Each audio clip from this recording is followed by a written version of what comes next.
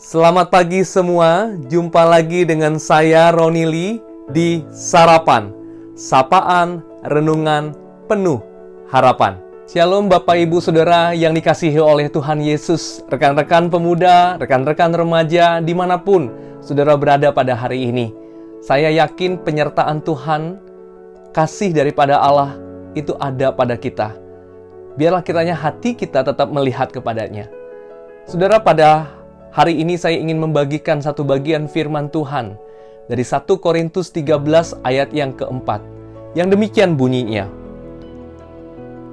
Kasih itu sabar, kasih itu murah hati, ia tidak cemburu, ia tidak memegahkan diri, dan tidak sombong.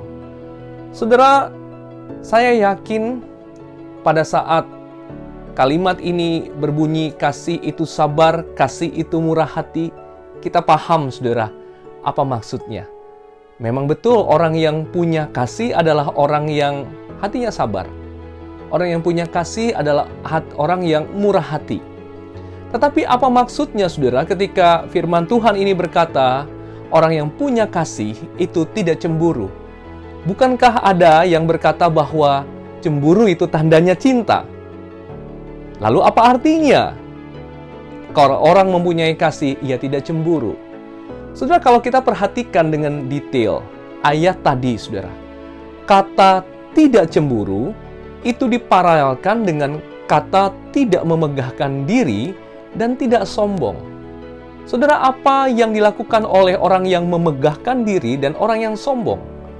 Orang yang memegahkan diri dan orang yang sombong adalah orang yang berkata bahwa dirinya lah yang paling benar, dirinya lah yang paling hebat.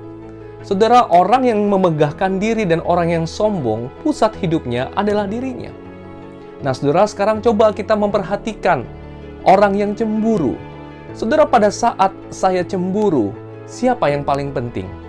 Apakah orang yang saya kasihi atau diri saya yang lebih penting?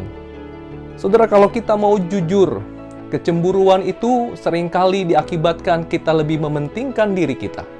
Kita tidak pernah bertanya kepada orang yang dikasihi apa yang ia alami sebenarnya. Apapun konteksnya, saudara, kecemburuan itu mengindikasikan bahwa diri kita itu lebih penting daripada orang lain, saudara. Terjemahan yang lain, saudara, memakai kata tidak cemburu itu adalah iri hati.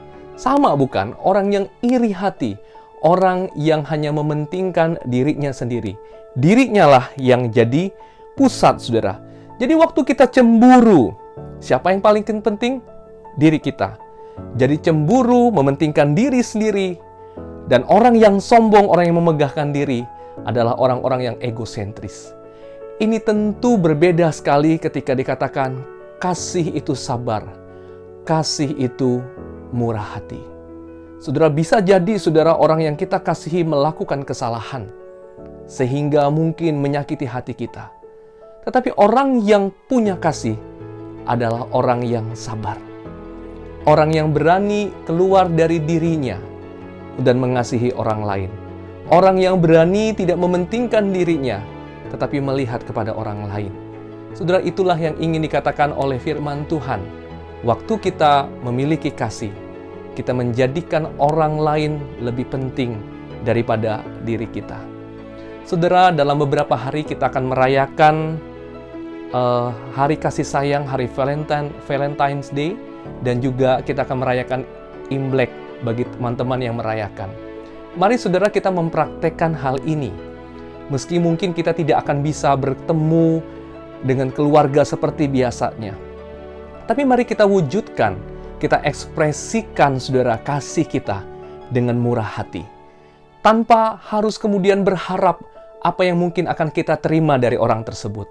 Mari kalau kita punya sesuatu, kita bagikan kepada orang-orang yang ada di sekitar kita. Terutama kepada saudara-saudara kita. Mari kita berikan ucapan, meski mungkin mereka tidak mengucapkan kita. Mari kita mungkin memberikan bingkisan. Atau bagi teman-teman yang merayakan Sincia, saudara boleh memberikan angpau dalam bentuk apapun sebagai ekspresi kasih. Mari saudara, di bulan kasih sayang ini, biarlah kasih yang akan menjadi penanda dari kita orang-orang yang sudah juga mengenal Allah. Kiranya Tuhan Yesus memberkati kita semua untuk menjadi pelaku firman Tuhan hari ini. Tuhan Yesus memberkati. Mari kita satu di dalam doa. Bapa di sorga, terima kasih karena kami sudah mendengarkan kebenaran firman Tuhan. Mampukan kami untuk menjadi pelaku dari firman Tuhan hari ini. Biarlah kiranya Allah Tritunggal, Allah yang kami sembah di dalam Kristus Yesus memberkati kami semua yang sudah melihat renungan ini dalam kasih-Mu Bapa. Berkat yang khusus Engkau berikan, jalan keluar yang terbaik Engkau nyatakan kepada kami, dan pengharapan yang tidak sia-sia itu, pengharapan yang kekal itu Engkau berikan kepada kami sehingga kami dapat berjalan hari ini di dalam pimpinan Tuhan, penyertaan Tuhan yang selalu bersama-sama dengan kami. Di dalam Kristus Yesus Tuhan dan Juru Selamat kami yang hidup, kami berdoa.